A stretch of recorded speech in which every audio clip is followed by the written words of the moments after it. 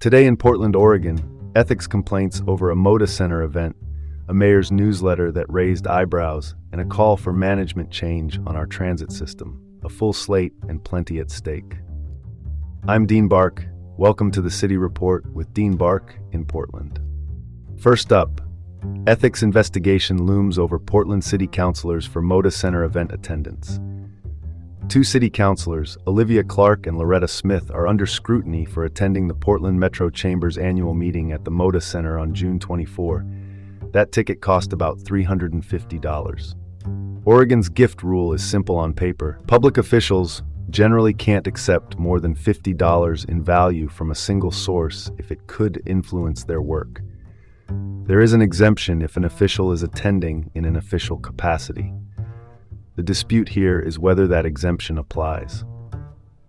A complaint was filed July 2nd with the Oregon Government Ethics Commission, the state body that reviews and investigates ethics issues involving public officials. The allegation also says the councilors skipped a public meeting to attend. The Chamber, for clarity, is a regional business advocacy group. The event featured discussion about public funding for renovating the city-owned Moda Center. If ethics rules were a basketball court, the $50 line is clearly marked. A $350 freebie is flirting with a turnover. Outside that same chamber event, protesters objected to public dollars for a private team. Inside, by multiple accounts, energy was low and substance was thin, including on the key question, would the team itself contribute to the proposed $600 million renovation? That absence of clarity is what makes complimentary access for city decision-makers such a sensitive look. The commission will decide whether to open a formal investigation. Until then, the facts under review are limited to what's in the complaint and any initial responses. Opinion. Whether it was official capacity or not, councilors should tread carefully when public money is on the table. Appearances matter because trust is the currency of governance.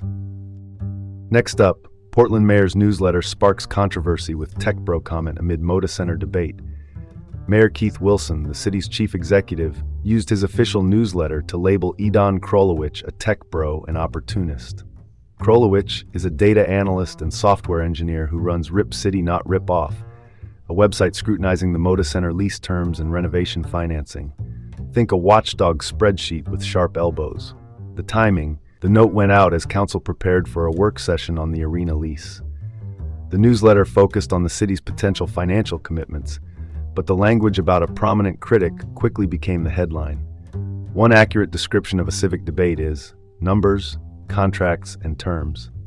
One inaccurate shortcut is name-calling, probably not in the city's style guide. Here's why it matters. Krolowicz has pressed for transparency and stronger public protections in any renovation deal. Whether or not you agree with his analysis, labeling a constituent does little to advance the finer points of bond structures, revenue sharing, or risk. Opinion. Labeling critics doesn't solve the debate. Transparent documents and clear terms do. The policy question remains: what public investment, if any, protects the city's interests while keeping the team in town and the arena modern enough to compete for events? Moving on, controversial budget ordinance raises concerns over police oversight in Portland. Members of the Community Board for Police Accountability, the independent civilian body voters approved in 2020, are warning that a proposed budget ordinance could divert funds from the Office of Community-Based Police Accountability, the oversight office that does the day-to-day accountability work. Sponsors of the ordinance say they are trying to use contingency funds to preserve city jobs during a tight budget cycle and insist this won't compromise independence. Board members counter that any redirection, especially if it shores up positions within the police bureau, risks violating the charter and eroding public trust built since 2020. Context here: Portlanders voted to create a stronger oversight system after years of tension over police accountability. Independence isn't just a feel-good word, it's the backbone of how complaints get investigated and how discipline recommendations carry weight. Even well-intentioned budget maneuvers can undercut that if the public perceives the watchdog as being put on a leash. Opinion: balance the books, yes, but not by pawning off oversight. Once trust is spent, the interest rate is brutal. Shifting gears, Portland's Moda Center, a costly arena dilemma between the city and the Blazers' owner. The city took ownership of the arena earlier than scheduled, as part of a lease framework meant to keep the Trailblazers at Northeast Broadway and Winning Way. Team owner Tom Dundon, who also owns the NHL's Carolina Hurricanes, is pushing for a $600 million renovation. The Oregon legislature has committed $365 million, and the team seeks more public funding from the city. Dundon has a frugal reputation. Remember the playoff run without special edition shirts, which has become part of the local narrative about who pays for what. The city's economic analysis cites significant impact from the arena and the broader district, including a multiplier effect. That's when a dollar spent at a game ripples to nearby restaurants, hotels, and workers. Critics argue those multipliers can oversell returns and mask risks if public dollars are on the hook.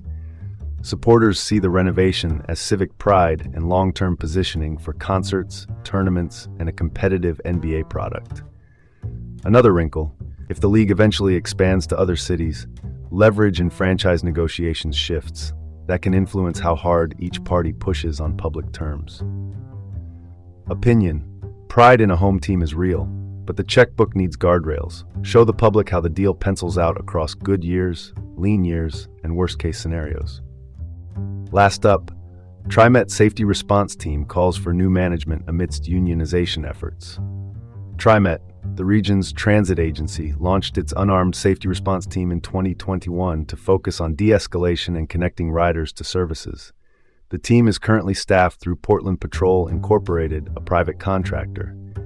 Safety response workers say they face low pay, poor conditions, and little support for organizing. They have pursued unionization, but PPI hasn't recognized the union. TriMet is reviewing its contract, citing financial considerations. Employees hope a new contractor would back their right to organize while maintaining the de-escalation mission on buses, trains, and platforms. One thing the agency and riders agree on: a well-trained, steady presence can reduce conflict and connect people to help without escalating to enforcement. Workers say their diverse backgrounds in social services, outreach, and lived experience are a strength when tensions rise. Opinion. Recognizing the union could stabilize the workforce and improve service quality. On transit, consistent faces with clear training beat churn every time. And that's your report for today from the City Report with Dean Bark in Portland. Have a great day, and join us again tomorrow.